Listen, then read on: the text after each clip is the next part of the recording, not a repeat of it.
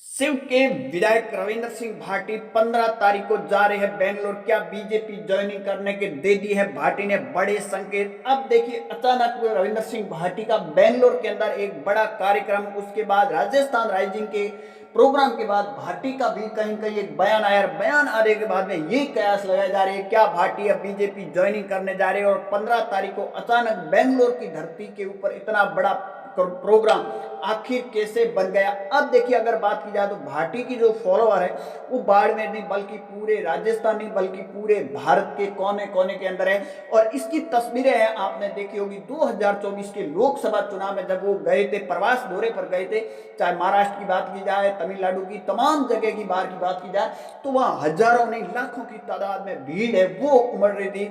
उस भीड़ को देखने के बाद में ये कयास लगाया जा रहा है कि भाटी की जो फॉलोअर है वो किस कदर है और कितने हैं, उससे आप अंदाजा लगा सकते हो। अब रविंद्र सिंह भाटी का राजस्थान राइजिंग से जैसे ही कार्यक्रम समाप्त होने के बाद बाहर आते ही मीडिया पर बयान देने के बाद में ये कयास लगाया जा रहा है कि भाटी ने बीजेपी में जाने का संकेत दिए। दूसरी ओर रविंद्र सिंह भाटी का अगर बात की जाए तो बेंगलोर की धरती पर 15 तारीख को है वो एक बड़ा कार्यक्रम भी होने जा रहा है। अब बात की जाए तो बेंगलोर की धरती पर आखिर इतना बड़ा कार्यक्रम कैसे है और किसका है वो भी मैं आपको अब बताता हूं विस्तार से।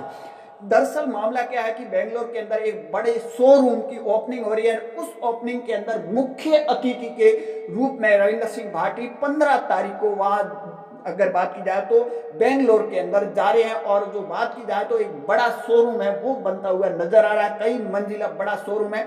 परंतु बात की जाए तमाम वो वहां के भी नेता की बात की जाए या तमाम उन नेता को नहीं बुलाया, परंतु मुख्य अतिथि के रूप में भाटी को बुलाया। इससे आप अंदाजा लगा सकते हो कि भाटी की जो फॉलोअर है वो किस कदर है और कितने हैं, इस बात से भी अंदाजा लगा सकते हो। क्योंकि जिस टाइम लोकसभा चुनाव के अंदर भाटी वहां गए थे उस टाइम जो भीड़ हुजूम उमड़ा था मारवाड़ियों का, उसके बाद में वहां के जो व्यापारी है उनको भी लगा कहीं कहीं भाटी को मुख्य अतिथि के रूप में बुलाने से उनको एक बड़ा बेनिफिट भी होने वाला है।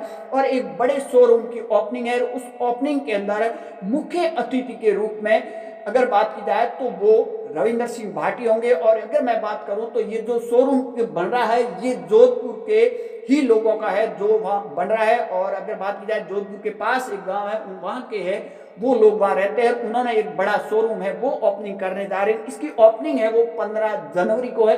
और तमाम रविंद्र सिंह भाटी के जो समर्थक है चाहे बेंगलोर के अंदर रहते हैं या फिर बेंगलोर के आसपास रहते हैं, उनको भी एक खुशी की लहर है क्योंकि वो अपने नेता से वहां मुलाकात करेंगे और मिल भी सकते हैं। तो ये एक बड़ा कार्यक्रम है, ये कार्यक्रम फिक्स भी हो गया है। हमारे सूत्रों से जो हमें जानकारी मिल रही है कि इसकी जो निमंत्रण था वो भी भाटी को मिल गया और भाटी ने स्वीकार भी कर लिया है। और आने वाले 15 जनवरी को मुख्य अतिथि के रूप में रविंद्र सिंह भाटी है वो इस शोरूम के अंदर है वो शामिल कार्यक्रम के अंदर शामिल होंगे।